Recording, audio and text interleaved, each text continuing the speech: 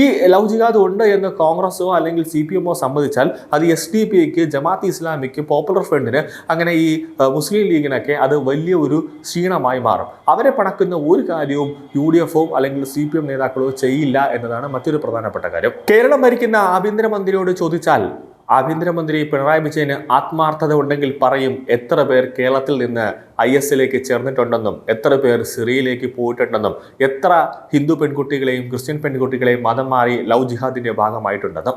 Kerala story 2-ൽ SFI നേതാവ് അനുജയുടെ ആത്മഹത്യ കാണിച്ചതാണ് DYFIയെ കേരളത്തിൽ വിരളി പിടിപ്പിച്ചിരിക്കുന്നതെന്ന സംശയമാണ് ഇപ്പോൾ വരുന്നത്.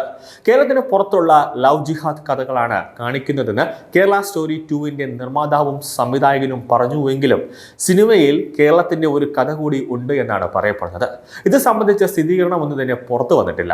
അതായത് കേരള സ്റ്റോറി 2-ൽ 2015-ൽ ആത്മഹത്യ ചെയ്ത മഹാരാജാസ് കോളേജിലെ SFI നേതാവായിരുന്ന അനുജയുടെ ദുരിത ജീവിതവും ഈ കേരള സ്റ്റോറിയിൽ ഉൾപ്പെടുത്തിയിട്ടുണ്ട്.